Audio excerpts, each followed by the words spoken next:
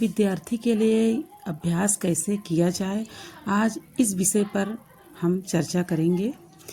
Video start करने से पहले मैं बता देती हूँ, इसमें जो अभ्यास के तरीके बताए हैं वो मेरे अपने एक्सपीरियंस से बताए हैं।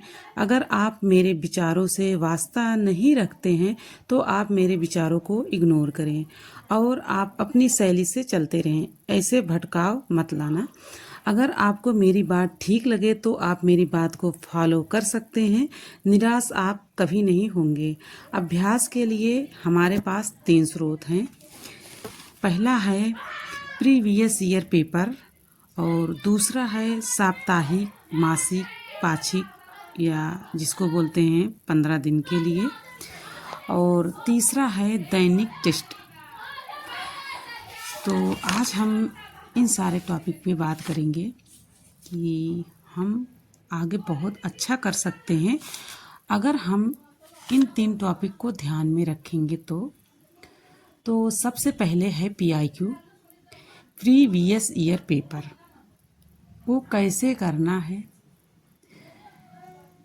तो सारे पेपर्स देखें,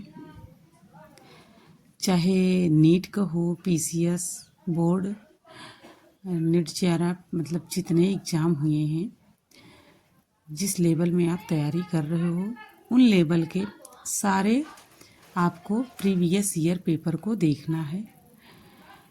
उसको देखने के बाद आपको टॉपिक के अनुसार आप देखिए, फिर आप टॉपिक के अनुसार करने के बाद भी आप PIQ टेस्ट दे रहे हो, सॉल्व कर रहे हो अगर, तो आपके वहाँ पे क्वेश्चंस गलत हो रहे हैं। तो जो टॉपिक आपको नया लग रहा है, क्योंकि जब किसी चीज़ को हल करते हैं तो कुछ चीज़ें आती हैं और कुछ नहीं भी आती हैं, तो जो नहीं आता है तो वही हमें नया लगता है। तो जो मुझे नया लग रहा है उसे हम फिर से पढ़ेंगे, फिर उसके बाद हमको पुनः से फिर हल करना है वही प्रीवियस ईयर पेपर। इसी तरीके से हमको बार बार करते रहना है जब तक कि हमारा अच्छा लेवल ना हो जाए प्रीवियस ईयर पेपर का। इस तरीके से करना है कि बार बार वही पढ़ते रहना है, और जितने भी प्रीवियस ईयर हैं, जिस लेवल से आप तैयारी कर रहे हो, सारे चीज़ का आप पढ़िए। प्रीवियस ईयर पेपर जितने हुए हैं सबको कर डालिए। तो रही बात, अगर इतना हम कर लेंगे तो इससे फ़ायदा हमारा होगा कि कुछ प्रश्न रिपीट हो जाते हैं या तो वही टॉपिक घुमा के इधर उधर कर दिया जाता है, तो इससे हमारा फ़ायदा होगा।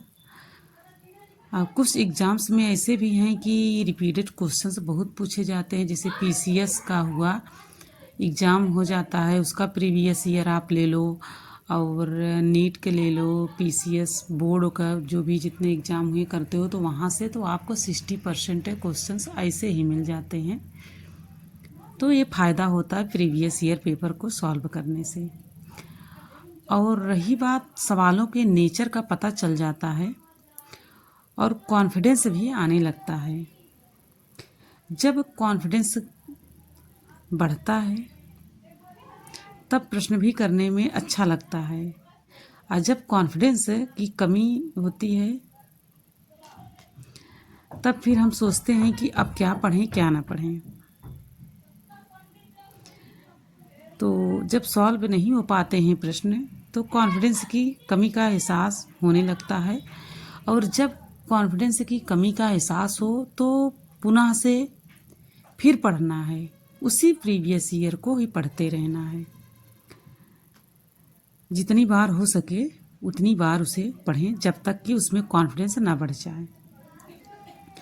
और प्रीवियस ईयर जो है सुविधाजनक भी होता है, जैसे हम आए घर पे, कहीं नहीं जाना है, हमें नींद नहीं आ रही है या हमारा टाइम एक्स्ट्रा मुझे मिल गया है, तो यूँ बैठ के तो उसे बिताना भी नहीं है, तो कुछ नहीं तो अपना सॉल्व पेपर ही कर डालें, और उससे आपको समझ बढ़ती है और रिवीजन भी हो जाता है। इसे तो हर एक स्टूडेंट्स को फॉलो करना ही चाहिए कि जितना हो सके प्रीवियस ईयर का रिवीजन करें, उसे सॉल्व करें। ये रहे पहला, ठीक है, पहला स्रोत हो गया PIQ का। अब दूसरा हुआ कि साप्ताहिक, पाक्षिक और मासिक। तो इससे स्तर का पता चलता है कि हमारा लेवल कैसा है, अच्छा है या नहीं है। तो फिर उसी हिसाब से अपनी तैयारी और बढ़ा दी जाती है। इससे पता लग जाता है कि आप अभ्यास करने की आपको कितनी ज़रूरत है, अभी और ज़रूरत है, आपको और मेहनत करने की ज़रूरत है। और जब भर्ती थोड़ा दूर रहती है या भर्ती अभी नहीं है तो व्यक्ति पढ़ाई से थोड़ा दूर रहता है, मतलब स्थिर हो जाता है। तो जब टेस्ट होता है तो उसे टेस्ट को व्यक्ति ध्यान में रखते हुए व्यक्ति 2-4 टॉपिक देख लेता है। उसे कंसिस्टेंसी और कंटिन्यूटी बनी रहती है। जब भर्ती नहीं आ रही होती तो वो साप्ताहिक, मासिक, ये जो टेस्ट है ना, इससे उनका लेवल पता चलता रहता है, इससे गति बनी रहती है। जब आप टेस्ट देते रहते हो तो समय का प्रबंधन पता चल जाता है। अगर ये टेस्ट आप दे रहे हो तो व्यक्ति को टाइम मैनेज करने में कोई गलती नहीं होती है, टाइम अच्छे से मैनेज हो जाता है और वो बहुत ही सही तरीके से पास कर लेते हैं। और हाँ, सटीकता भी बढ़ती है, एक्यूरेसी बढ़ जाती है। इससे परीक्षा में प्रश्न करने में भी थोड़ा कॉन्फिडेंस भी बढ़ जाता है। ऑफलाइन करें कि ऑनलाइन करें, तो ऑफलाइन बेस्ट होता है, क्योंकि इसमें गंभीरता आती है और उमार शीट पर देते हैं तो उसका बेनिफिट आपको एग्ज़ाम टाइम बढ़ता है। ऑनलाइन है तो PDF ले लो और उसे प्रिंट करा लो, मार्केट से OMR ले लो और उसे सॉल्व करते रहो। आपकी जैसी भी स्थिति हो, अगर आप ऑफलाइन कर सकते हो तो ठीक है, अगर नहीं कर सकते हो तो ऑनलाइन भी कर सकते हो, वो तो अपने स्थिति के अनुसार होता है। अब रही बात तीसरी, दैनिक टेस्ट मतलब क्लास टेस्ट।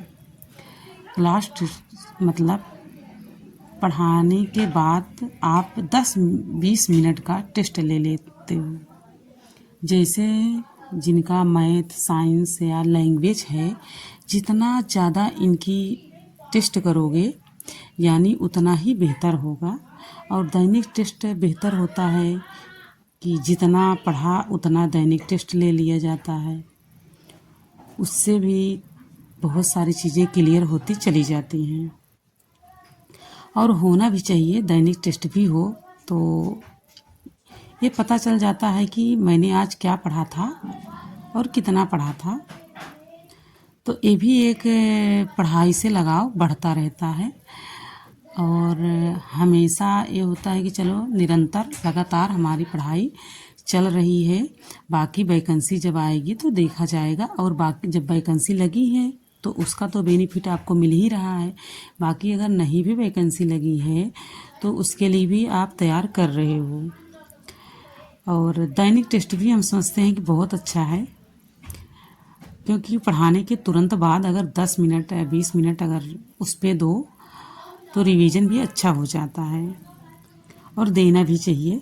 तो अब हम सोचते हैं कि एक अच्छी रणनीति के साथ पढ़ाई की जाए ताकि आने वाली जो वैकेंसी लगी हुई हैं उसमें बेहतर किया जाए। बाकी तो जो हुआ हुआ, लेकिन अब सोचा जाता है कि अपने पढ़ाई पर और ज़्यादा फोकस की जाए और अपना टाइम भी और ज़्यादा दी जाए और घर परिवार को भी संभालते हुए सब कुछ करते हुए करना है।